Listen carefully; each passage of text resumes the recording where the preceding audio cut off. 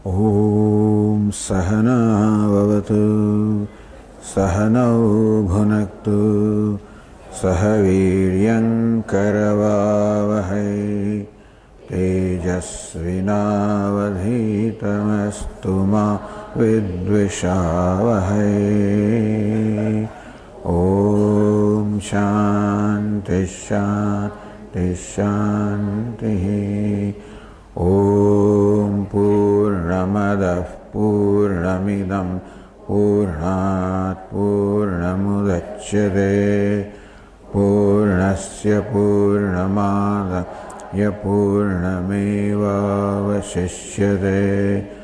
ॐ शान्ति शान्ति शान्तिः। श्रुतिस्मृतिपुराणानाम् आलयं करुणालयं नमामि भगवत्पादं शङ्करं लोकशङ्करं शङ्करं शङ्कराचार्यं केशवं बादरायणं सूत्रभाष्यकृतौ वन्दे भगवन्तौ पुनः पुनः। ईश्वरो गुरुरात्मेति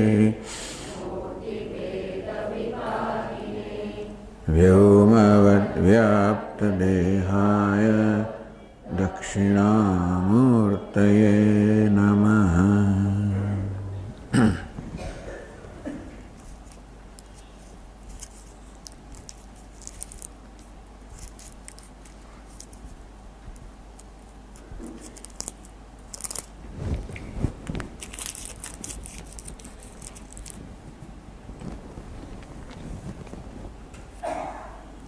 आप सप्रात सत्र में अपने भगवान आदि शंकराचार्य विरचित भज गोविंदम स्त्रोत्र अध्ययन करीशू। प्रारंभ तो આપણે 2 વર્ષ પહેલા જ્યારે આ પ્રકારનું સત્ર થયું ત્યારે કર્યો હતો।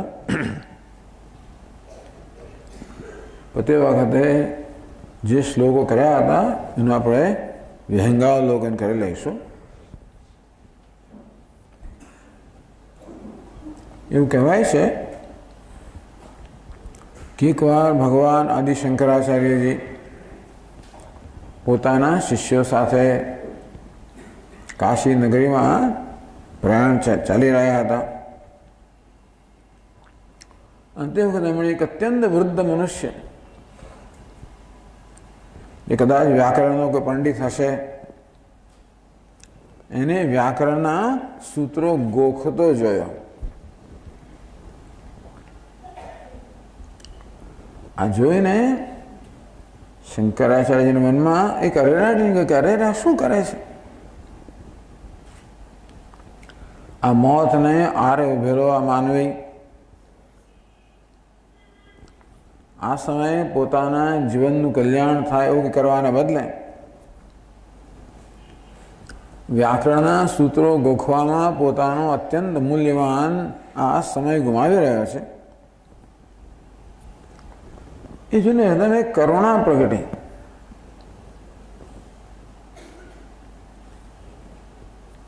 એક અધીરાઈ પણ છે, કરુણા પણ છે। અને એવું કહેવાય છે કે શંકરાચાર્યજીના મુખમાંથી આ સ્તોત્ર સરી પડ્યું। ભજ ગોવિંદમ ભજ ગોવિંદમ ગોવિંદમ ભજ મૂઢમતે। હે મૂઢમતી, મૂળમતી એટલે જેની મતિ મૂળ થઈ ગઈ છે, મોહિત થઈ ગઈ છે, જે વિચારો જીવનમાં ભટકી ગયો છે, જેને ખબર નથી કે સાચો માર્ગ કયો છે, પોતે જે માર્ગ લઈ રહ્યો છે એને સાચો માને છે। ક્યારેક આપણે ખોવાઈ ગયા હોઈએ અને ખબર પણ ના હોય કે આપણે ખોવાયા છીએ, આપણે એમ કે આપણે બરોબર રસ્તે જઈ રહ્યા છીએ અને શક્ય છે કે આપણે આપણા ધ્યેયથી વિરુદ્ધ દિશામાં જઈ રહ્યા હોઈએ। તે તો આ મનુષ્ય પણ ભટકી ગયો છે, ખોવાઈ ગયો છે। જે સાચું નથી એને સાચું માની બેઠા છે.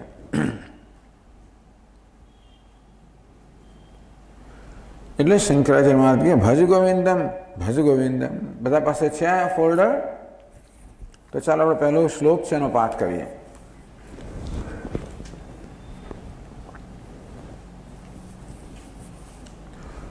ભજ ગોવિંદમ ભજ ગોવિંદમ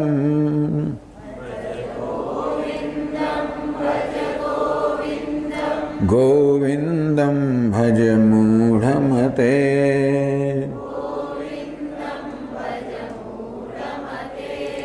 સંપ્રાપ્તે સન્નિહિતે કાલે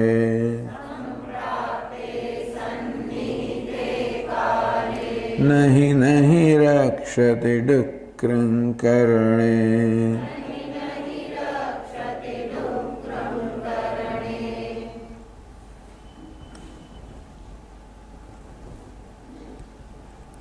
ભજ ગોવિંદમ ભજ ગોવિંદમ ગોવિંદમ ભજ. એ મૂઢમતી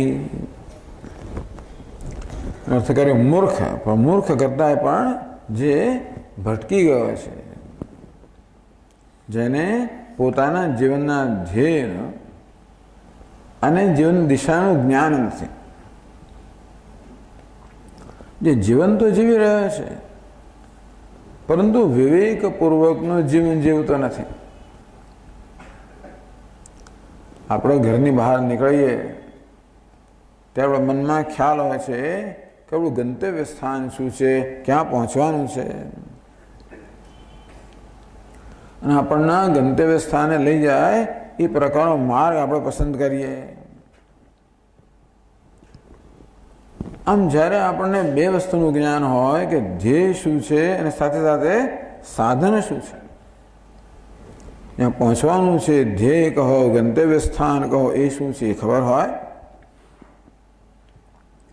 અને કયો માર્ગ એ ધ્યેયને પહોંચાડે છે એ પણ ખબર હોય, તો પછી આપણે જે યાત્રા કરીએ એ વિવેકપૂર્વકની યાત્રા હોય. તેમ જીવન પણ એક યાત્રા છે, માનવ જીવનનું પણ એક ધ્યેય છે. આપણે દરેક કોઈક એક ધ્યેય લઈને આવ્યા છે, અને એમ પણ ન માનવું કે મારું ધ્યેય જુદું છે અને તમારું ધ્યેય જુદું છે, અને કે બીજાનું ધ્યેય જુદું છે એમ ન માનવું. આપણે દરેક મનુષ્ય એક જ ધ્યેયને સેવી રહ્યા છે. મોટાભાગના મનુષ્યો વિચાર કરતા હોતા નથી, એટલે એમનો વિવેક જન્મતો નથી કે જીવનમાં હું શું ઈચ્છી રહ્યો છું. સામાન્ય રીતે માણસ પોતાના મનમાં જેમ ઈચ્છાઓ જન્મે તેમ તો ઈચ્છાઓ પૂરી કરતો જાય. વિચારે નહીં કે આટલી બધી ઈચ્છાઓ પૂરી કરી મારા જીવનમાં, મેં આટલું પ્રાપ્ત કર્યું તો પણ કેમ ઈચ્છાનો અંત આવતો નથી. એક ઈચ્છા પૂરી થઈ એના સ્થાને બીજી ઈચ્છા એવડી સ્થાન લીધું, અને આ ઈચ્છાને કારણે આપણે સ્વસ્થ હોત, સુખી હોત તો વાંધો નથી, પરંતુ મનમાં ઈચ્છા જન્માવે મને અસ્વસ્થ બનાવી દે છે, અશાંત બનાવી દે છે, અંદરથી એક દબાણ કરે છે કે મને પૂરી કર. આપણે ઈચ્છાની અવગણના કરીએ તો ઈચ્છા આપણો પીછો કરે. જેમ નાનું બાળકે એક જીદ લીધી હોય અને મમ્મીને કે મને ચોકલેટ જોઈએ છે, મમ્મીની ઉપેક્ષા કરે, સાંભળે નહીં તો પેલો સાડી ખેંચ્યા જ કરે, અને છેવટે મમ્મીની બહેનપણી જ્યારે આવી હોય અને મમ્મી તો કંઈ થઈ ના શકે ત્યારે માગે મને ચોકલેટ આપ. મમ્મીને આપવાની ફરજ પડે. આપણું મન એવું છે, ઈચ્છા જન્મે એટલે માગ્યા કરે, ઉપેક્ષા કરીએ તો વળી પાછું માગે, વળી પાછું માગે, અને પોતાનું ધાર્યું જ કરે. ઈચ્છા જે છે એ સુખની નિશાની નથી, એ તો દુઃખની નિશાની છે, અસંતોષની નિશાની છે. કંઈક અધૂરો હોય, કંઈક અસંતોષ હોય તો ઈચ્છા જન્મે ને. આપણી પાસે જે છે એની ઈચ્છા તો ન જ હોય, જે નથી એની ઈચ્છા હોય. આમ ઈચ્છાઓ અંદરની અધૂરો બતાવે છે, અસંતોષ બતાવે છે. અને તેથી ઈચ્છા ખરેખર તો એક દુઃખની, શોકની નિશાની છે.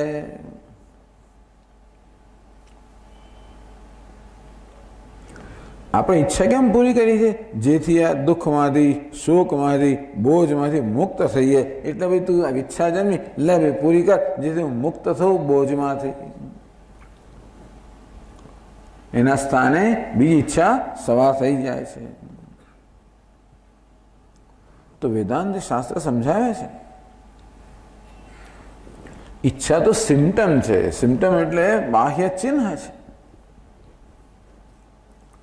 કંઈક મોટો રોગ છે અંદર, જેને ભવ રોગ કહેવામાં આવે છે.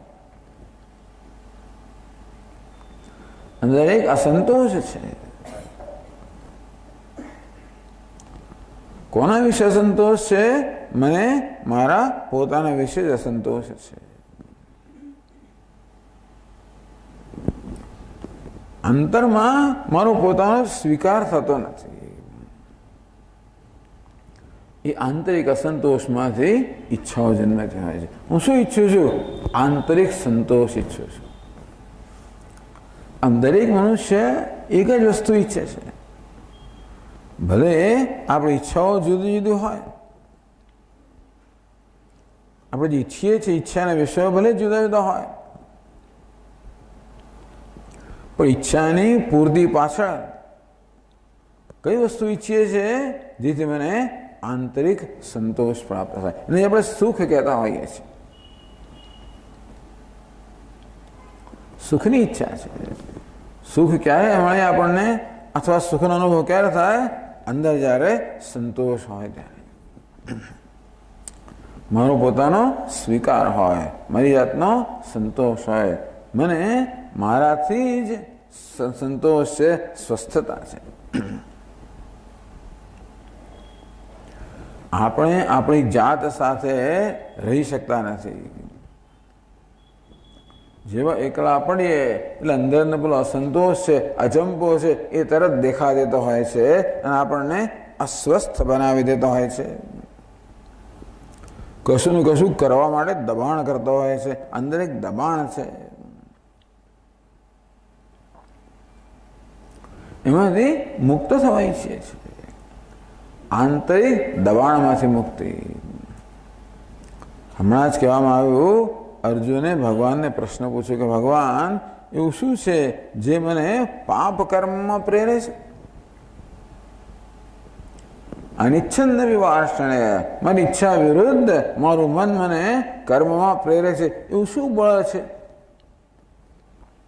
ભગવાન કે કામ એશ ક્રોધ એશ. એને જ કામ કહો જે ક્રોધમાં રૂપ જે પરિણમે છે. કામ ક્રોધ કહો, રાગ દ્વેષ કહો, ઈચ્છાઓ કહો, એ અસંતોષમાંથી જન્મે છે. આપણો હવે એક આંતરિક બોજ આપણા પર જાણે કે લાદેલો ન હોય, આપણે એમાંથી મુક્ત થવાય છે. એનું નામ છે મોક્ષ. મોક્ષનો સીધો સાદો અર્થ કરીએ તો બધા પ્રકારના દબાણમાંથી મુક્તિ, બધા પ્રકારની લાચારીમાંથી મુક્તિ, બધા પ્રકારની અસહાયતામાંથી, પરતંત્રતામાંથી મુક્તિ. આપણે માનીએ છીએ કે આ દુનિયા આપણને પરતંત્ર બનાવે છે અને આપણી ઈચ્છા વિરુદ્ધ ઘણી વસ્તુ કરવાની ફરજ પાડે છે. મારી ઈચ્છા વિરુદ્ધ મારે ઘણું કરવું પડતું હોય છે. મને અંદરથી ઘણો અસંતોષ હોય છે. હું ધારું એ કરી શકતો નથી, અને જે નથી ઈચ્છતો એ કરવું પડે છે. વારંવાર એવા અનુભવો થતા હોય છે. આપણને અસહાયતાની, પરતંત્રતાની લાગણી થતી હોય છે. એમાંથી મુક્તિ.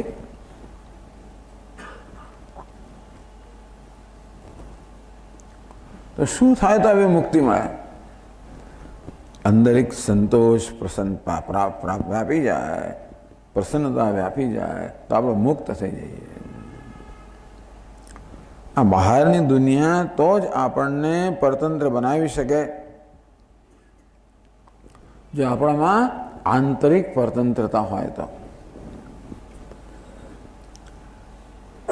આજથી 100 વર્ષ પહેલા ગાંધીજીએ કહ્યું કે ભારત અંગ્રેજોનો ગુલામ છે. શેને કારણે? કારણ કે એક આંતરિક ગુલામી છે. આ ભારતવાસીઓ પોતાના મનના જ ગુલામ છે.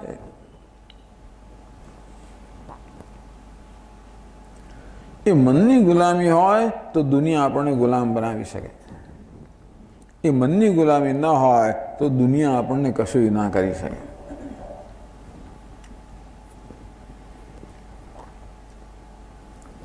બહારની દુનિયા આપણને ક્યારે ફરજ પાડે, ક્યારે લાચાર બનાવે? જ્યારે આંતરિક લાચારી હોય ત્યારે.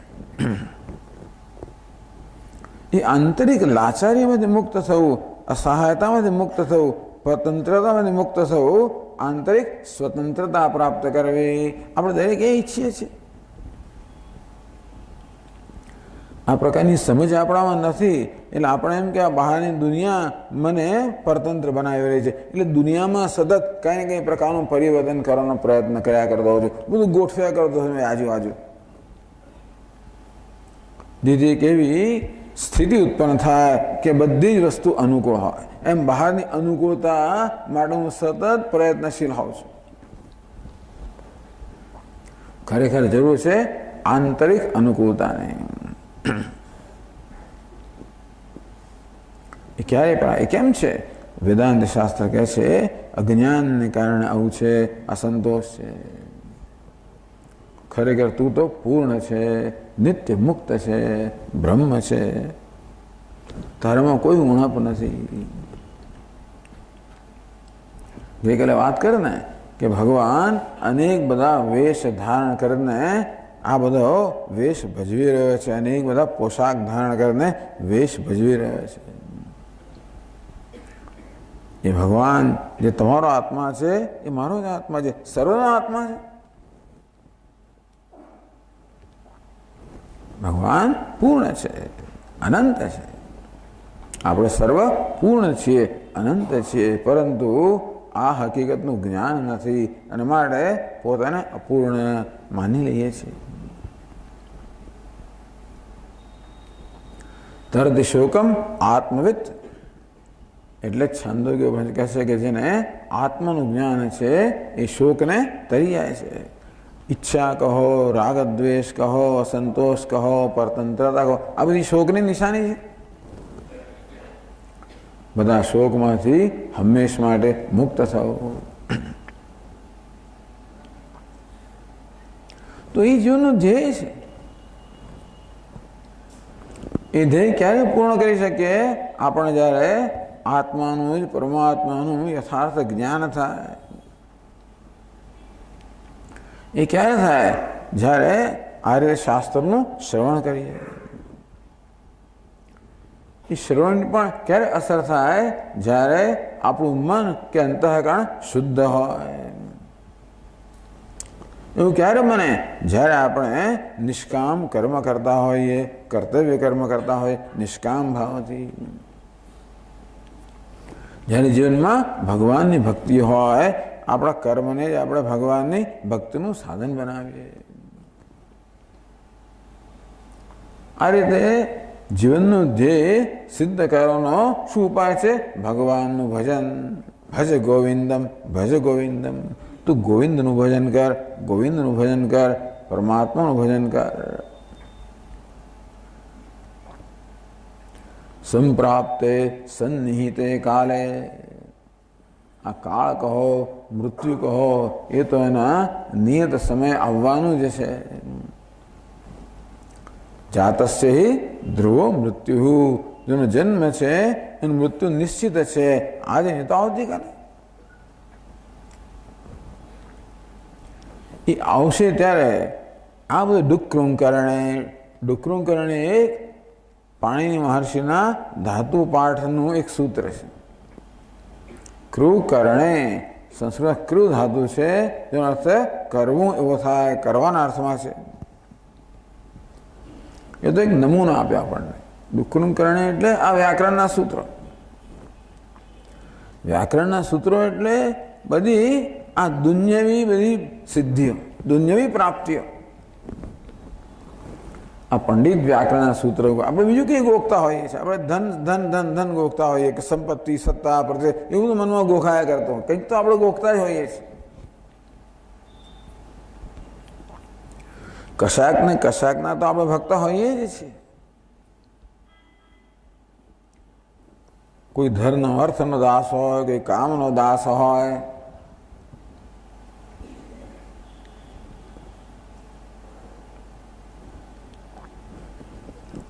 તેથી તું સંપત્તિનું ભજન કરે છે, તું પરિવારનું ભજન કરે છે, તું સત્તાનું ભજન કરે છે. આ ભજન છે.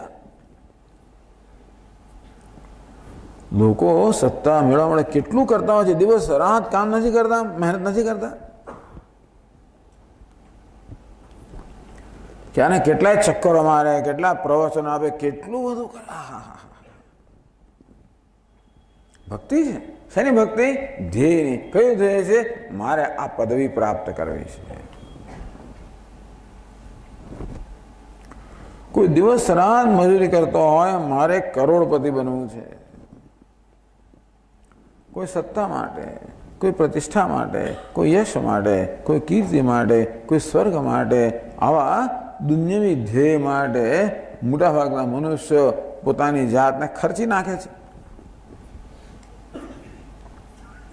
એને કારણે જે મુખ્ય ધ્યેય છે એ બાજુમાં રહી જાય છે. અમદાવાદથી રાજકોટ આવવું હોય તો સરસ રસ્તો છે. વચ્ચે વચ્ચે જાત જાતના આકર્ષણો આવે. એક પેલું રેસ્ટોરન્ટ આવ્યું, ચાલો આપણે જમવા જઈએ. એક ક્યાંક બાજુ મંદિર આવ્યું, ચાલો ત્યાં જઈએ. એક બગીચો આવ્યો, ચાલો એમાં લટાર મારીએ. એમ કરતાં કરતાં કરતાં આખી રાત પડી જાય. મુખ્ય ધ્યેય તો બાજુમાં જ રહી જાય. તેમ જીવન મુખ્ય ધ્યેય બાજુમાં રહી જાય છે. હજ ગોવિંદમ, હે મૂળ મતી, જેની મતી મૂળ થઈ ગઈ છે, જેની મતી મોહિત થઈ ગઈ છે, જે જીવનો ભટકી ગયો છે, જે ખોવાઈ ગયેલો છે, એને જેનું જેને જ્ઞાન નથી. શંકરાચાર્ય મહારાજ એનું ધ્યાન દોરે છે. અહીં જરા કડક શબ્દોમાં કહે છે. આપણે નશો કર્યો હોય ને તો આપણને ખાલી કહે તો જાગીએ નહીં. આપણે સાંભળીને બે ચોણે ને જ્યારે ત્યારે જાગી જઈએ. તેવી રીતે આ ભજ ગોવિંદમ સ્તોત્રમાં શંકરાચાર્યજી કદાચ ચાપખા મારે છે કે મોહ મુદ્ગર. મુદ્ગર એટલે પેલું શું? મુસળ. એનો એક ઘા કરે છે. હથોડાનો ઘા ના કરતા હોય. મોહરૂપી નિદ્રામાંથી જગાડવા માટે.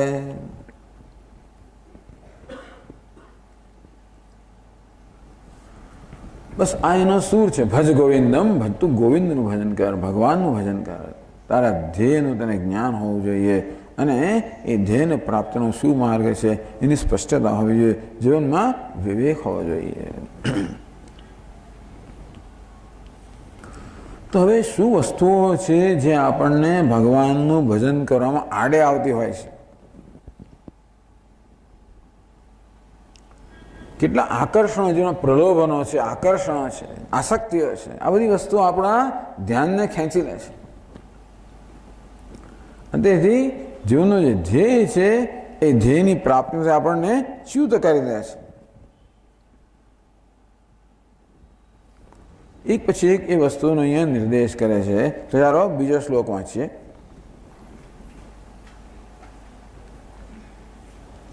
મૂઢ જહી ધનાગમ તૃષ્ણા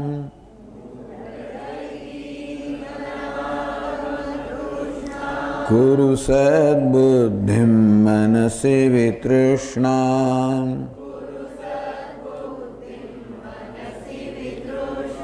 यल्लभसे निज कर्मोपातम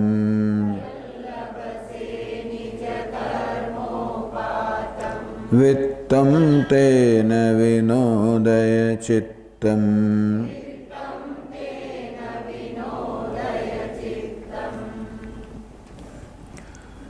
हे मूढ़, वही पासो कैसे,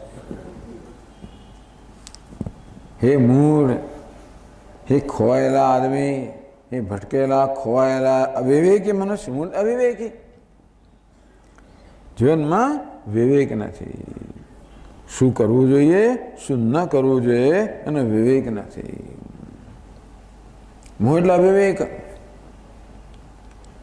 જે કરવું જે માર્ગે જવું જોઈએ એના કરતાં બીજા માર્ગે જતા હોય તો આપણે કે હે મૂઢ.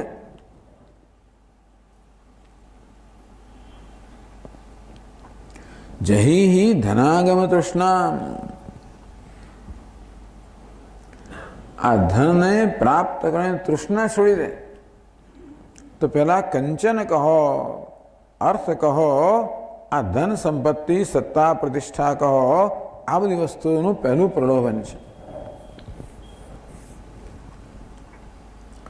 એમનું મહાન આકર્ષણ છે. એક તો ધન સંપત્તિની જરૂર પણ છે, એના નહીં, પણ જરૂર પૂરતું મેળવીએ અને સંતોષ માનીએ તો વાંધો નથી, પણ ધનનું ગણિત કંઈ જુદા પ્રકારનું છે. જેમ વધારે જેમ મળે તેમ વધારે ઈચ્છા જન્માવે. આ બહુ વિચિત્ર વસ્તુ છે. ક્યારેય કોઈને ધનથી સંતોષ ન થાય. ન વિત્તે ન તર્પણીયો મનુષ્ય હૈ. મનુષ્યને વિત્તથી, આ ધનથી, સંપત્તિથી કે પછી એમાં સત્તા પ્રતિષ્ઠા ઉમેરવા જોઈએ, ક્યારે સંતોષ ન થાય. એનો સ્વભાવ જ એવો છે.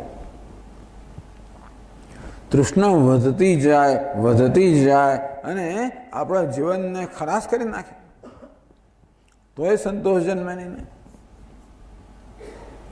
મૂળ જહી ધનાગમ તૃષ્ણા, તો આ ધન પ્રાપ્ત કરવાની તૃષ્ણાને છોડી દે. ધન પ્રાપ્ત કરવાનો વાંધો નથી, ધનનો વાંધો નથી, તૃષ્ણાનો વાંધો છે. એવી કઈ વસ્તુ છે જે આપણા મનમાં સતત ધનના વિચાર પ્રેર્યા કરતી હોય? ધનના વિચાર આવ્યા કરતા હોય, સંપત્તિના વિચાર આવ્યા કરતા હોય, સત્તાના વિચાર આવ્યા કરતા હોય, પ્રતિષ્ઠાના વિચાર આવ્યા કરતા હોય, યશના, કીર્તિના બધા વિચારો આવ્યા કરતા હોય. કઈ વસ્તુ હોય છે જે મારા મને રોકતી હોય છે? આ ધન, સત્તા, પ્રતિષ્ઠા વગેરે માટેનું એક આકર્ષણ, એમના પ્રત્યે આસક્તિ કે બસ આ મળે તો હું સુખી થઈ જાઉં, આ પ્રકારનો એક મારી સમજ. આપણા ધન, સંપત્તિ વગેરે બધાને સુખના સાધન માનતા હોઈએ છીએ, અમે સલામતીના સાધન માનતા હોઈએ, માટે આપણે એને પ્રાપ્ત કરવા ઈચ્છીએ છીએ.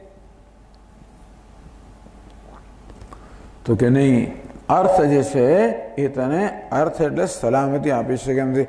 અર્થમ અનર્થમ ભાવ નિત્યમ. પછી કહે છે, અર્થ કહે છે, ધન કહે છે, સંપત્તિ કહે, એ તો અનર્થ છે, અનર્થ કરનારું છે. મળે તૃષ્ણામ જહી, જીવનમાં તૃષ્ણાનો ત્યાગ કર. આ ધન વગેરે માટેની આસક્તિનો ત્યાગ કર. કેમ ત્યાગ કરવો એનો સરસ ઉપાય બતાવે છે. યલ્લભસે નિજ કર્મોપાતમ વિત્તમ તેન વિનોદય ચિત્તમ. યદ વિત્તમ કર્મોપાતમ લભસે. તારી મહેનતના પરિણામે જે ધન તને પ્રાપ્ત થાય એમાં તું સંતોષમાન. તેને વિનોદય ચિત્તમ, તારા ચિત્તને પ્રસન્ન રાખ, એમાંથી સંતોષમાં. તું મહેનત કર, એ મહેનતના પરિણામે જે પ્રાપ્ત થાય એનાથી તું સંતોષમાં. બસ, જે નથી એની પાછળ દોડીશ નહીં. તારી જરૂરિયાતને ઓછામાં ઓછી કરી નાખ. આ ગાંધીજીનો સિદ્ધાંત. અપરિગ્રહ, વણ જોવું, નવ સંગ્રહવો. જેની જરૂર ના હોય એને સંગ્રહ ના કરવા. કહે છે કે જ્યારે ગાંધીજી ગોળ મેજી પરિષદમાં જઈ રહ્યા હતા લંડન, એની સાથે એમના 3-4 મહાદેવાદેશા વગેરે 3-4 સાથીદારો હતા. પહેલી વાર ઇંગ્લેન્ડ જઈ રહ્યા છે, કોઈને ખબર નથી. ગાંધીજી તો ગયેલા હતા ભૂતકાળમાં, પણ આ બધાને ખબર નથી. ઇંગ્લેન્ડ કેવું હોય ત્યાં શું જરૂર પડે? પેલો કે આ સ્વેટની જરૂર પડશે, આ કોટની જરૂર પડશે, પેલાની જરૂર પડશે, ટોપીની જરૂર પડશે, પેલા એમ દરેક જણ જુદી જુદી વસ્તુ કયા જ કરે. એ કે પેલો સામાન લેવા, પેલો એટલે એટલો બધો સામાન. એટલે ગાંધીજી આ સામાન કોનો છે? આપણો સામાન છે. આટલો સામાન શેના માટે? તો કે એણે કહ્યું કે આ લઈ આવો, પેલા કહ્યું પેલો લઈ આવો, આ બધું ભેગું છોડો, પાછું બધું પાછું મોકલી આપે. વિચાર કરો,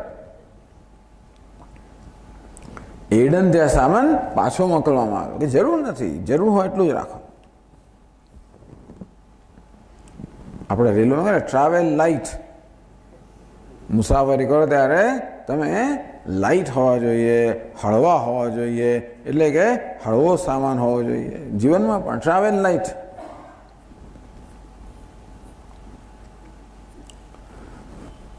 યલ્લભસે તેન વિનોદય ચિત્તમ. સંતોષ બતાવે છે કેવી રીતે તૃષ્ણામાંથી મુક્ત થવું. સંતોષ જે છે એનો સંતોષ. આમ યાદી બનાવી નથી, એ તો બધી બહુ લાંબી યાદી છે આપણી પાસે. અસંતોષ રાખવા પૂરતા કારણો છે,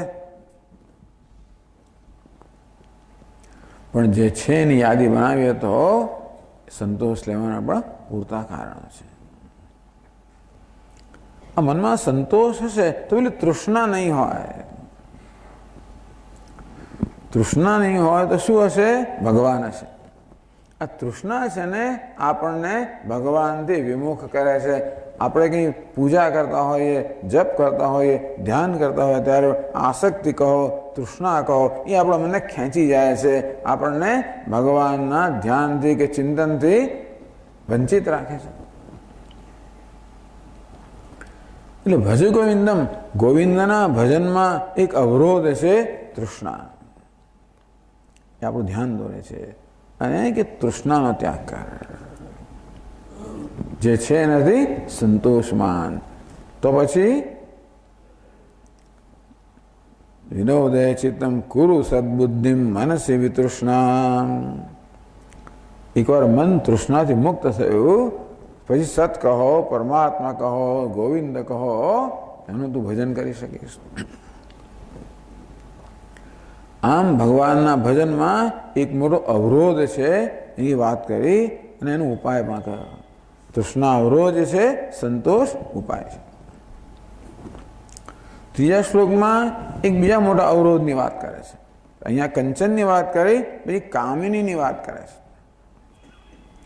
રામકૃષ્ણ પરમહંસ પ્રસિદ્ધ હતા. એક એમનો ઉપદેશ છે, કંચન અને કામિનીની આસક્તિમાંથી મુક્ત થાવ. તો ત્રીજા શ્લોકમાં કામિનીની વાત કરે છે. કહે છે નારી સ્તન ભરનાભિદેશમ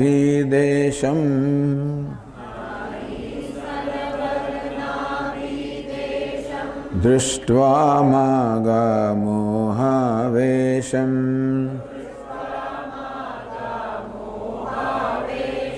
એતન માં સવસાદિ વિકારમ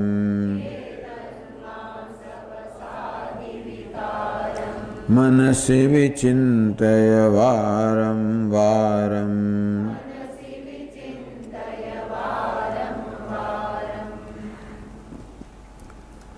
આ પુરુષને સ્ત્રી માટે એક જે સ્વાભાવિક આકર્ષણ હોય છે એની વાત કરે છે.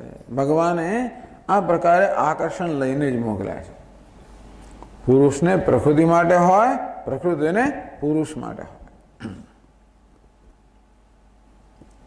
પણ આ જે આકર્ષણ છે વધુ પડતું, એ પણ એક બહુ મોટો અવરોધ છે. આપણા મનને ગોવિંદના ભજનથી વિમુખ કરે છે. આ કામિનીનું આકર્ષણ છે એ મારા મનને સતત ખેંચી જાય ને અને ભગવાનના ચિંતનની આડે આવે. એનો ઉપાય બતાવે છે કે તું જેના પ્રત્યે આકર્ષાય છે એ શું છે એનો જરા વિચાર તો કર. એતન માંસ વસાદે વિકારમ.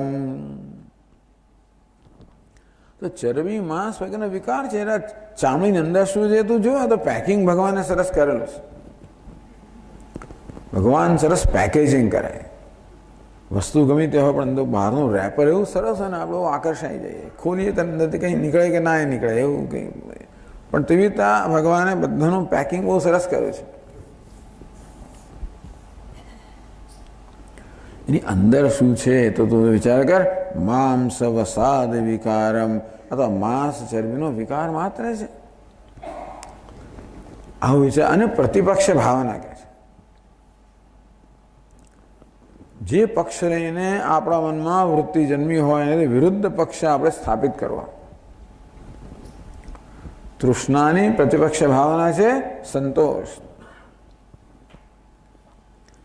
તેમ નારી માટેના આકર્ષણની પ્રતિપક્ષ ભાવના કઈ તો આ શેની બનેલી છે. આ તો માંસ ચરબીનો વિકાર છે. એ પ્રકારે મને તું દેખાડ તો તરત પેલું મોહ જ આકર્ષણ છે એ દૂર થઈ જશે. પુરુષને સ્ત્રી માટે, સ્ત્રીને પુરુષ માટે.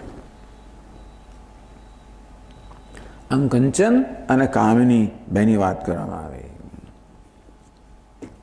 પછી આગળ કહે છે કોઈને એમ કહે કે સ્વામીજી હજી તો અમે બહુ નાના છીએ, હજી તો બહુ કરવાનું છે, હજી પરણવાનું છે, પસ્તાવાનું છે, ઘણું કરવાનું છે.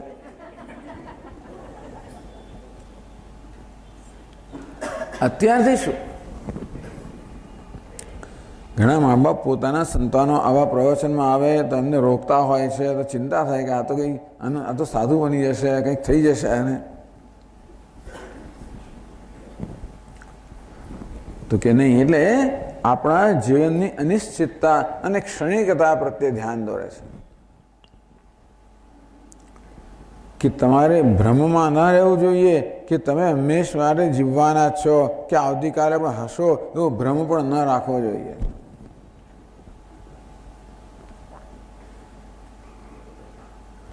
जो काल करे सो आज करे, आज करे सो अब कर ले. जब चिड़िया छुप गई खेत तब पछताने से क्या. ये एक बात અહીંયા ચોથા શ્લોકમાં કરે છે. નલિની દલગત જલમતિ તરલમ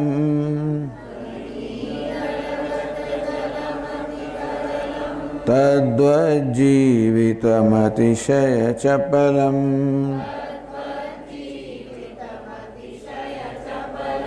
વિદ્ધિવ્યાધ્યભિમાનગ્રસ્તમ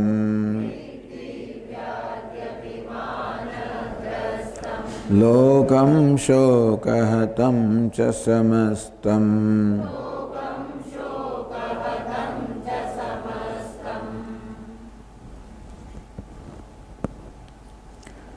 જીવિતમ અતિશય ચપલમ.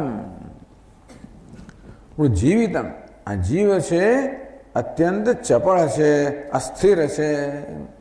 અતિશય ચપલમ અત્યંત અસ્થિર છે. ટૂંકમાં આપણા દેહનો કે જીવનનો કોઈ ભરોસો નથી. બીજી ક્ષણે શું થઈ જશે એ આપણે કહી શકતા નથી. એ સમજાવવા માટે બહુ સરસ દ્રષ્ટાંત આપે છે. નલિની દલગતમ જલમ. એક જળ તો કવાના પાંદડા પર કે કવાના ની પાંખડી પર, કવાની પાંખડી ગુજરાત એની પાંખડી છે ને એ સપાટી ચીકણી હોય. એટલે જેમ જળમાં કમળવત આ કમળ જળમાં હોય તો પણ જળ કમળને સ્પર્શ કરતું નથી, ભીંજાવતું નથી, કમળ ભીંજાતું નથી. તો કહે છે કે જેવી રીતે કમળની પાંખડી પર એક જળનું બિંદુ હોય, કંઈક કમળની પાંખડી ભીંજાતી નથી એટલે જળનું બિંદુ છે ને એને કોઈ પ્રકારનો આધાર નથી. જે જરાક પવનની લહેરખી આવે અને પેલું જળનું બિંદુ ગબડી પડે. તો અસ્થિરતા માટે, અનિશ્ચિતતા માટે, અસ્થિરતા માટે એક સુંદર દૃષ્ટાંત આપવામાં આવ્યું કે કમળની પાંખડી પર રહેલું જળનું બિંદુ કેટલું અસ્થિર છે. કઈ ક્ષણે ગબડી પડશે કહેવાય નહીં. તદ્વત જીવિતમ અતિશય ચપલમ. અંતે રીતે આપણું જીવન પણ અત્યંત અસ્થિર છે.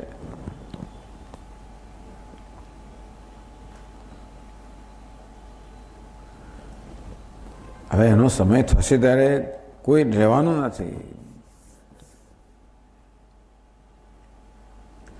કહેવાનો ભાવ તે છે કે ભાઈ એના પર મદાર બાંધીને બેસી ના રહીશ.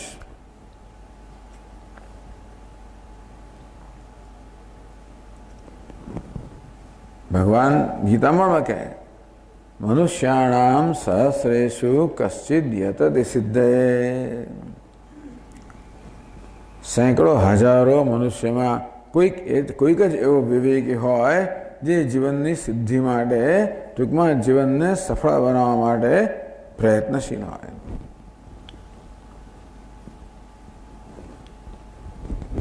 મળે તું સમય ના બચાવ.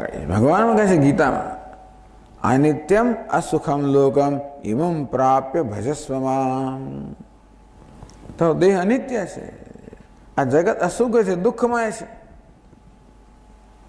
દેહ અનિત્ય છે માટે તું ભવિષ્ય માટે મુલતવી ના રાખીશ. આ દુનિયામાં સુખ નથી, દુઃખ છે માટે ત્યાંથી સુખ મેળવવાના પ્રયત્નમાં સમય અને શક્તિ ના બગાડીશ. વિદ્યવ્યાધિ અભિમાનગ્રસ્તમ. જ્યાં જુઓ તો વ્યાધિ અને અભિમાન છે. આ માણસ જાત કેવી છે? અભિમાની છે. દરેકમાં અભિમાન છે, ગર્વ છે, ઘમંડ છે. દરેક જણ પોતાના અહંકારને મહત્વ આપે છે. અહંકારને સંતોષવા માટે, અહંકારને આગળ કરવા માટે એને પુષ્ટ બનાવવાનો સતત પ્રયત્ન કરે છે. અહંકારો છે ને સતત ખખડ્યા કરે. બરાબર, વાસણો ખખડે ને એમ જીવનની અંદર જો વસ્તુ ખખડતી હોય તો શું છે? અહંકાર છે. માણસો સાથે રહી શકતા નથી એનું આ કારણ અહંકાર જ છે. ગર્વ કહો, ઘમંડ કહો, મારો આગ્રહ, મારું ધાર્યું થવું જોઈએ.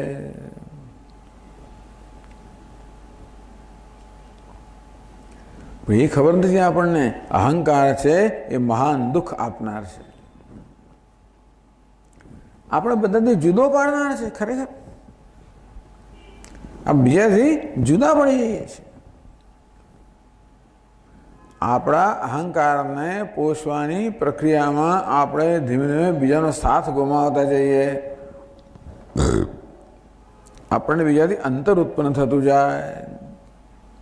તો જોજો, માણસ જેટલો વધારે ઘમંડી એટલો એકલો ને અટુલો. જેટલો વધારે સાલસ એટલી હંમેશા એની સાથે એના સાથીદારો, મિત્રો ઘણા હશે બધા. વિદ્યવ્યાધિ અહંકાર છે, અનેક પ્રકારનું સ્ટ્રેસ ઉત્પન્ન કરે, તણાવ ઉત્પન્ન કરે. એમાંથી શરીરમાં, માનમાંથી શરીરમાં વ્યાધિ જન્મે. વિદ્યવ્યાધ્યભિમાનગ્રસ્તમ. આ સમગ્ર જગત તો અભિમાન અને વ્યાધિના સકંજામાં છે. તો એવું જીવન જીવવાનો શું અર્થ થાય કે ના સ્વામીજી હું તો ભવિષ્યમાં કરીશ, આ ભગવાનનું ભજન તમે નિવૃત્ત થયા પછી કરીશું. તો ત્યાં સુધી શું કરવાનું છે? વ્યાધિ ને અભિમાન છે, બીજું કંઈ છે ખરો? અવિવેકી લોકો તો પોતાના અહંકારને સંતોષવામાં જ સફળતા માને છે. એને કારણે અનેક પ્રકારનો સંઘર્ષ વહોરી લે છે. એમાંથી અનેક પ્રકારના માનસિક તણાવ જન્મતા હોય છે. એમાંથી અનેક વ્યાધિ જન્મતી હોય છે. એટલે આપણે સમય બગાડવા માંગીએ ને ત્યારે એની પછી પ્રતિપક્ષ ભાવના કહી કે હું ભગવાનના ભજનને મુલતવી રાખું છું, વાત બરાબર છે, પણ શેને માટે એ દરમિયાન કરું છું? તો કે વ્યાધિના અભિમાન એ સિવાય મારી જોડે છે શું? આપણે આનંદ સુખી હોઈએ અને તો કહી શકાય, તો ભાઈ કહેવાય પણ ખરું, લેખે પણ લાગે કે પછી આપણે બીજી વસ્તુ પછી કરીશું, હમણાં મને આનંદ લઈ લેવા દે. પણ એવું તો છે નહીં. જીવનો તો વ્યાધિ છે, અભિમાન છે, શારીરિક વ્યાધિ, માનસિક વ્યાધિ, આ પ્રકારનું જીવન છે. એ પ્રકારે વિચાર કરીશ તો તારો સમય તું બગાડીશ નહીં. તું આ ભગવાન ગોવિંદના ભજનને મુલતવી નહીં રાખો. ભજ ગોવિંદમ, ભજ ગોવિંદમ, ગોવિંદમ ભજ મૂઢમતે. એ દરેક શ્લોકમાં એક એક આપણને સમસ્યા બતાવે છે, એનો ઉકેલ પણ બતાવે છે. આપણે જીવન વિશે વિચાર ન કરીએ, આપણે તો બસ ચીલા ચાલુ જીવન જીવ્યા કરીએ. આપણે વિચાર કરતા કરે કે જરા જીવન વિશે વિચાર કરો, કેવું જીવન પસાર થઈ રહ્યું છે એ વિશે વિચાર કરો. પછી આગળ કહે છે, બધા લોકોને એમ કે બસ આ મારો પરિવારજનો છે એ હંમેશા મારી સાથે જ છે, મારો સાથ રાખશે, ક્યારે મને છોડશે નહીં.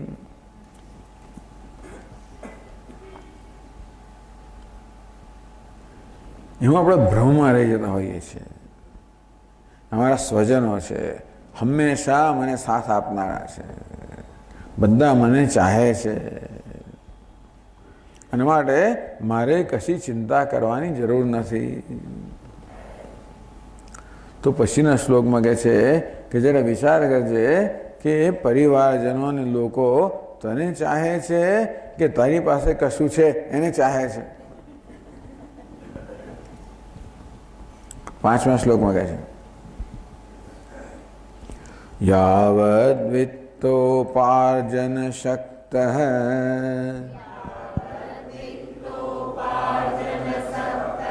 તાવન નિજ પરિવારો રક્તઃ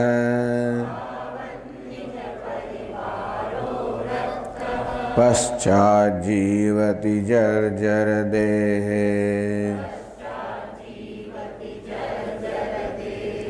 વાર્તાં કોપી ન પૃચ્છતિ ગેહે.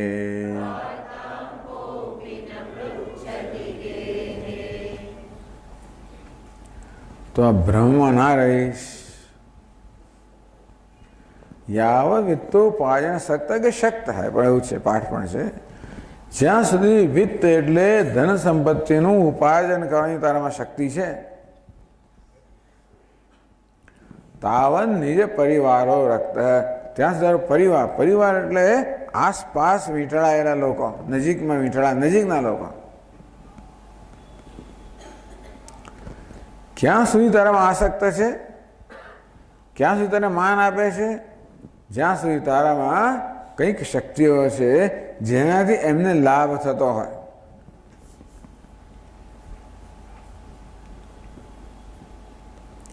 ધન કમાવાની શક્તિ છે, તારી આસપાસ લોકો હશે, સત્તા છે તારામાં, લોકો હશે, પ્રતિષ્ઠા છે, લોકો હશે, લાગવક છે, લોકો હશે, વિદ્વત્તા છે, લોકો હશે. આવી કંઈક ભૌતિક સંપત્તિ ધરાવતો હોય તો લોકો તારી આસપાસ ફર્યા કરે છે. કેમ? કારણ કે એ દ્વારા એમને કંઈ ને કંઈ લાભ મળતો હોય છે. એવું શા પર દેખો છો? તો કે પછીની સ્થિતિનો વિચાર કર. એકવાર તારામાં આ ધન કમાવાની શક્તિ નહીં હોય કે તારી પાસે સત્તા કે પ્રતિષ્ઠા નહીં હોય તો તારું શું થશે, તારી કેવી હાલત થશે એનો તો વિચાર કર. પશ્ચાત જીવતી જર્જર દેહે, બિચારો પછી વૃદ્ધ થઈ જાય, દેહ જર્જરિત થઈ ગયો છે, જીર્ણ થઈ ગયો છે. વાર્તામ કોપી, અને પછી તો એક ઘરના ખૂણામાં પડી રહ્યો હોય, કોઈ ભાવ પણ નહીં પૂછે. રોજ 10 વાર પૂછે કેમ છો, કેમ નહીં, કેમ ચાલે છે, કેવું છે, વગેરે વગેરે, બધું બરાબર છે. આ શ્લોક જ્યારે આપણે ચર્ચા કરતા, એક કથા મેં કહેલી.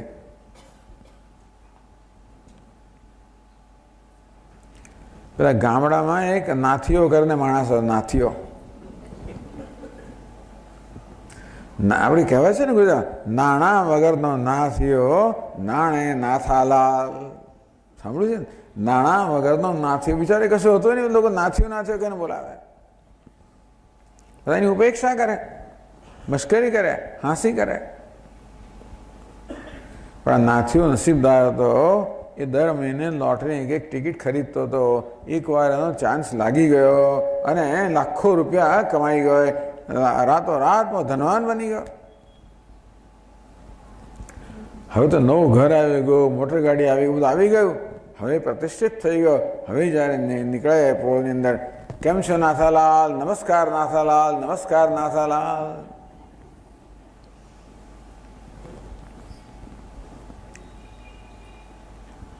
એકવાર નાથાલાલનો કોઈ મિત્ર છે, સાથે ચાલી રહેલો, કોઈ નમસ્કાર કરે તો નાથાલાલ કે બળબડતા હતા, બળબડ, સારું કહી દઈશ, સારું કહી દઈશ. કોઈ કે નમસ્કાર નાથાલાલ, સારું કહી દઈશ, નમસ્કાર, પછી મનમાં બવડે, સારું કહી દઈશ. પેલો મિત્ર જે સાથે ચાલતો હતો એને કે આશ્ચર્ય, શું કહી દઈશ, શું કહીશ, શું કહી દઈશ, શું કહી દઈશ કરે છે ભાઈ નાથાલાલ. તો કે સાંજે મારે ઘરે આવજો. સાંજે જ્યારે ઘરે આવ્યા ત્યારે નાથાલાલ એમને એક ઘરની એક ઓરડાની અંદર બીજા ઓરડામાં, ત્રીજા ઓરડામાં લઈ ગયા, જ્યાં એક મોટું કબાટ હતું, એમાં પેલી સેફ ડિપોઝિટ વોલ્ટ હતી. ખોલીને બતાવ્યું, મોટો ધનનો ઢગલો હતો કે જે રોજ સાંજે આવીને આને કહી દઉં છું કે આજે તને 25 નમસ્કાર મળ્યા. કહી દઈશ. કોને કહી દઈશ? ભાઈ જેને નમસ્કાર મળે જેને કહી દઈશ. કે ઘણી વાર કે સ્વામી તો આપણને મિત્રો કે જરા પૂજ્ય સ્વામીમાં નમસ્કાર પહોંચાડજો, એવું કહે ને આપણને. તો આપણે પૂજ્ય સ્વામીને કે પેલા એ નમસ્કાર પહોંચાડ્યા છે. તો રોજ રાત્રે એના ધનને કે આજે તને આટલા નમસ્કાર મળ્યા છે. કોઈ નાથિયાને નમસ્કાર કરતો નથી, એની સંપત્તિને નમસ્કાર કરે. ધન કહો, સંપત્તિ, સત્તા, પ્રતિષ્ઠા, જે કંઈ હોય છે, અંતેથી તું ભ્રમમાં ના રહીશ. તને તારા પરિવારજનો પ્રત્યેથી જે પ્રકારનો સ્નેહ મળતો જણાય છે એને તું ટકાવ ના માનીશ, હંમેશનો માનીને બેસી ના રહીશ. એક સમય આવશે ત્યારે એ પણ જતો રહેશે. જે કારણથી તને સ્નેહ મળી રહ્યો છે એ કારણ દૂર થશે, એ પણ જતો રહેશે. હકીકત છે, એમાં શું કે સાચો આ હકીકત તરફ ધ્યાન માત્ર હકીકતો તરફ ધ્યાન દોરે છે. આમ કોઈ નિંદા નથી, કોઈની ટીકા નથી, બસ આવું જીવન છે, આવા નિયમો છે જીવનમાં, આ પ્રકારની વ્યવસ્થા છે. તું ધ્યાનમાં રાખ અને તારા જીવનને ઘડ કે જેથી તું પરિવાર પ્રત્યે આસક્ત ના થઈશ કે એમની આસક્તિને ટકાઉ ના માની લઈશ. તું તારું કામ કર, ભજ ગોવિંદમ, ભજ ગોવિંદમ. તું ગોવિંદનું ભજન કર, ગોવિંદનું ભજન કર. પછી આ દેહ પ્રત્યે આસક્તિ છે ને એની વાત કરે છે. આપણને દેહ પ્રત્યે આસક્તિ છે, આપણા દેહ માટે બીજાને પણ આસક્તિ છે, એની વાત 6થા શ્લોકમાં કરે છે. યાવત પવનો નિવસતિ દેહે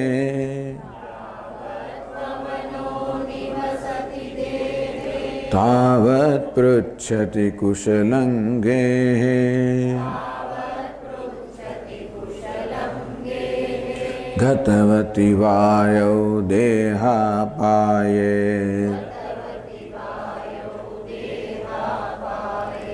ભાર્યા બિભ્યતિ તસ્મિન કાયે.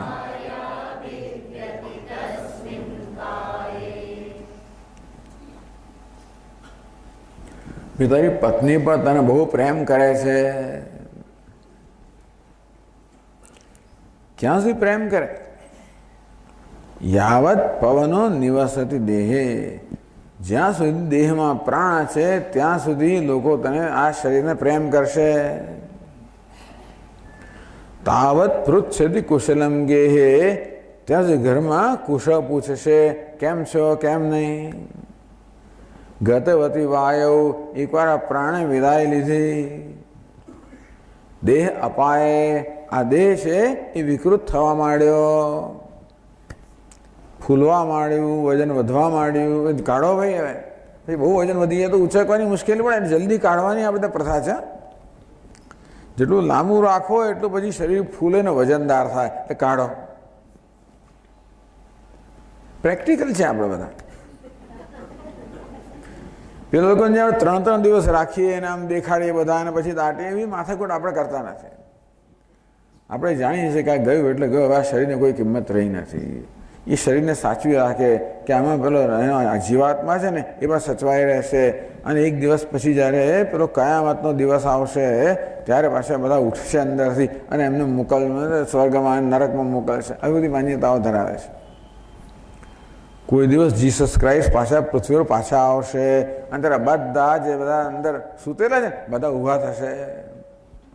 એ નિર્ણય કરશે, તું કેવું જીવન જીવ્યો છું, તું પેરેડાઇઝમાં સ્વર્ગમાં જવા લાયક છે તો જા, તો નરક. આપણે આવું બધું ના માનીએ. આપણે માનીએ કે મને કોઈ ક્યાંય મોકલતું નથી, મારા કર્મ મને મોકલે છે, બીજું કોઈ ના મોકલે, ભગવાન ના મોકલે આપણને. આપણે કોણ મોકલે? આપણા કર્મ. પણ જીવનમાં શુભ કર્મ કરો, શુભ ગતિ જોઈતી હોય તો શુભ કર્મ કરો.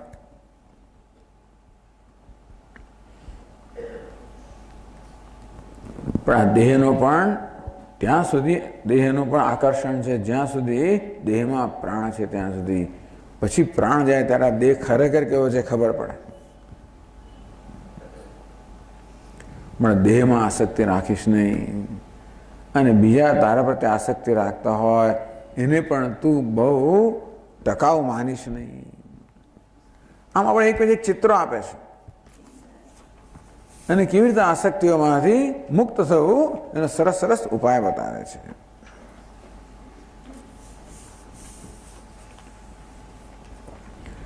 સાતમા શ્લોકમાં જીવનનું એક બહુ સુંદર નિરીક્ષણ કર્યું છે.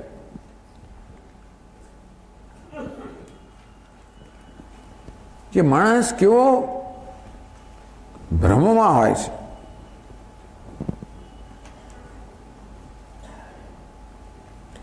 એ કેવું જીવન વેડફી નાખતો હોય છે. જીવનના દરેક તબક્કે કશાના કશા આકર્ષણો હોય છે. જેમ વ્યક્તિની ઉંમર વધતી જાય તેમ પ્રલોભન કે આકર્ષણનો પ્રકાર બદલાતો જાય, પણ કોઈનું કોઈ આકર્ષણ હોય છે અને એની પાછળ જ માણસ પોતાનું જીવન ખર્ચી નાખે છે. એ વાત 7મા શ્લોકમાં કહે છે. બાલસ્તાવત ક્રીડાસક્તઃ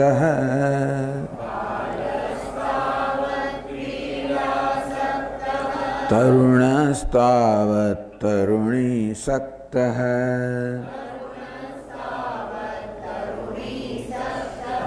વૃદ્ધસ્તાવત ચિંતાસક્તઃ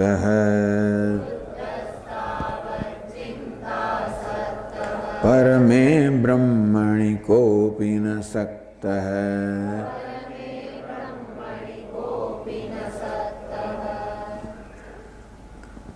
તો માણસ જીવન જીવે છે એની સરસ કથા એક જ શ્લોકમાં કહી દીધી, બધાના જીવનની કથા કહી દીધી.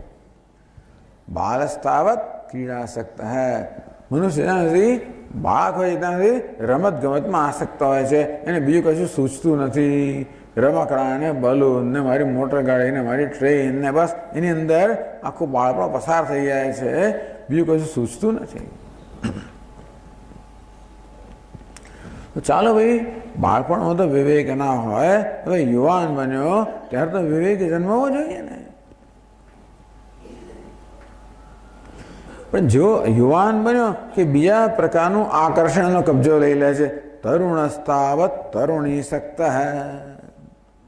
આ તરુણ કહો, યુવાન કહો, એને યુવતી પ્રત્યે આસક્તિ છે, બસ એમાં એનું જીવન, એનો સમય વેડફાઈ ગયો. ચલો, બાળપણ ગયું, યુવાની ગઈ, હવે વૃદ્ધાવસ્થા આવી, ત્યારે તો ભજ ગોવિંદમ, ત્યારે તો ગોવિંદનું ભજન થાય કે ના થાય? તો કે નહીં નહીં, વૃદ્ધસ્તાવત ચિંતાસક્ત હૈ. આ ઘડપણ આવ્યું, મન નબળું પડ્યું, ઇન્દ્રિયો નબળી પડી, શરીર નબળું પડ્યું. આપણે પહેલાં કરતા હતા એવું કરી શકતા નથી, આપણે ધાર્યું કરી શકતા નથી, આપણું ધાર્યું થતું નથી, અને કોઈક રીતે આવું અસહાયતા આવે ને, મનમાં અનેક પ્રકારનો ભય સવાર થઈ જાય છે, ચિંતાઓ સવાર, મારું શું થશે?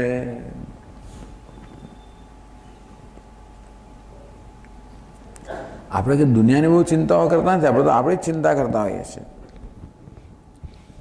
કોઈક હોય છે બધા એવા પારગજુ પુરુષો જે બીજાની ચિંતા કરતા હોય, આપણે તો આપણી ચિંતામાં જ મગ્ન હોઈએ છીએ.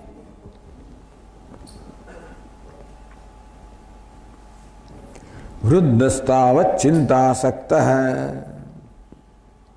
આ વૃદ્ધાવસ્થા આવી, અનેક પ્રકારની ચિંતાઓ મનનો કબજો લઈ લે છે. બાળપણમાં રમત ગમતની આસક્તિ મનનો કબજો લઈ લે, યુવાનીમાં યુવતી એટલે આ બધા ઇન્દ્રિયના વિષયોની આસક્તિ છે એ મનનો કબજો લઈ લે. વૃદ્ધાવસ્થામાં આ ચિંતાઓ મનનો કબજો લઈ લે. પરમે બ્રહ્મણી કોપી ન સક્ત હૈ. પરમ બ્રહ્મમાં, પરમાત્મામાં કોઈ આસક્ત નથી. અરે જીવનની કેવી કરુણા છે! એને આપેલી તક માણસ કેવો ગુમાવી રહ્યો છે, એનું એક સુંદર અહીંયા નિરીક્ષણ કરવામાં આવ્યું.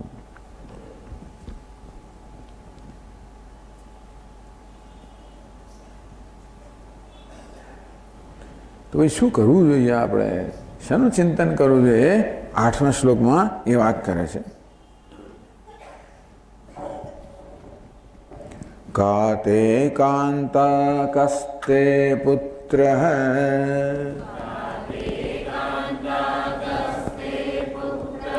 સંસારો યમતીવ વિચિત્ર.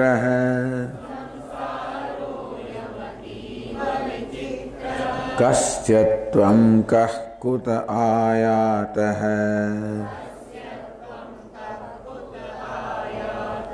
તત્વં ચિંતય તદિહ ભ્રાતઃ.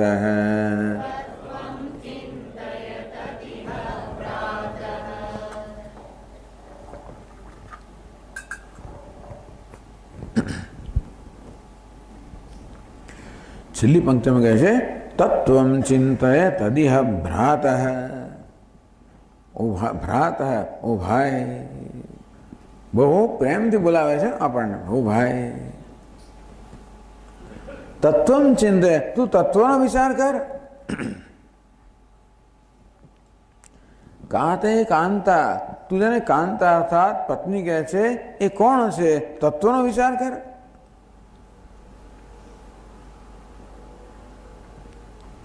માત્ર દેહ મન બુદ્ધિનો સંઘાત જ તારી પત્ની નથી, એમાં રહેલો જે પરમાત્મા છે એ તારી પત્નીનો ખરો સ્વભાવ છે, ખરું સ્વરૂપ છે. જરા વિચાર કર.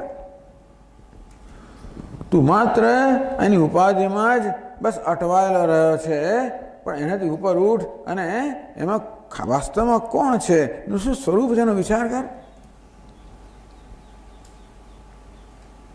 કસ્તે પુત્ર હૈ.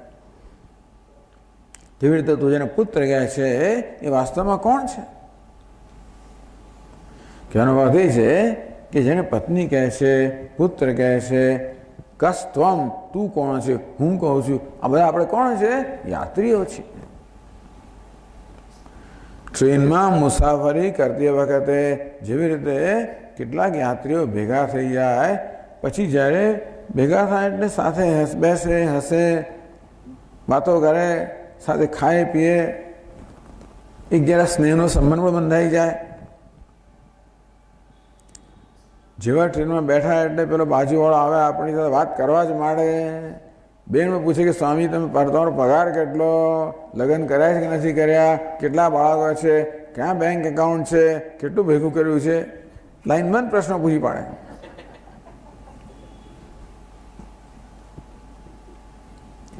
આમ આપણે ટ્રેનમાં અડધો દિવસ, એક દિવસ, દોઢ દિવસ સાથે ગાળીએ એટલે આવો સંબંધ બંધાય. પણ જેમ સ્ટેશન આવવા મળે તેમ તેમ જે ગંતવ્ય સ્થાન આવે એટલે લોકો પોતપોતાના સ્ટેશન ઉતરી જ જાય ને.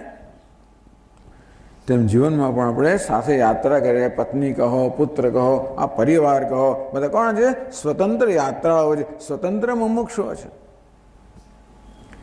આટલા સમય માટે આપણે ભેગા થઈ ગયા છીએ, પરંતુ એમ ના માનું કે આ 7 જન્મ ને 50 જન્મ સાથે હશે. ભગવાન જાણે, કોને ખબર કયા જન્મમાં શું હતું. પણ એટલે દરેક જણ પોતાનો સમય આવશે, વિદાય થઈ જશે પોતાના માર્ગે. પણ જરૂર કુટુંબમાં રહો, એકબીજાની દરકાર કરો, એકબીજા સ્નેહ કરો, જરૂર કરો.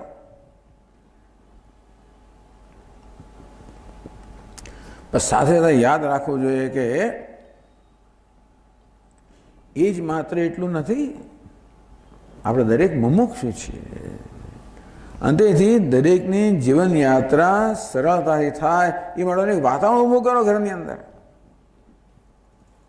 દરેક કેવા છે? અધ્યાત્મ માર્ગના યાત્રી છે.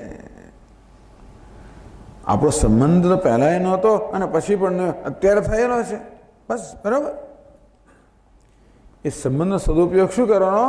એકબીજાને સહયોગ આપવામાં, જેથી એકબીજાની આધ્યાત્મિક યાત્રામાં સહયોગ આપવામાં ભેગા થયા છે. તત્વમ ચિંત તદિય ભ્રાત. એ ભાઈ તું તત્વનું ચિંતન કર. આ પ્રકારે આપણે 10 શ્લોક કર્યા છે. પછી એના 2 શ્લોક આવતીકાલે જોઈને આપણે આગળ વધશું.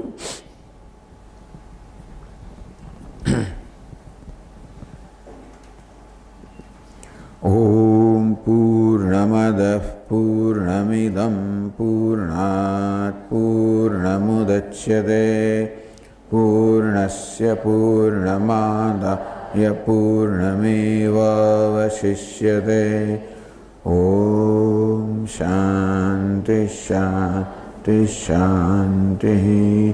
શંકરં શંકરાચાર્યં કેશવં બાદરાયણં ભગવન્તો પુનઃ પુનઃ ઈશ્વરો ગુરુરાત્મેતિ મૂર્તિભેદવિભાગિને વ્યોમવદ્વ્યાપ્તદેહાય દક્ષિણામૂર્તયે નમઃ. ઓમ શાંતિ શાંતિ શાંતિ. હરિ ઓમ. શ્રી ગુરુભ્યો નમઃ. હરિ ઓમ.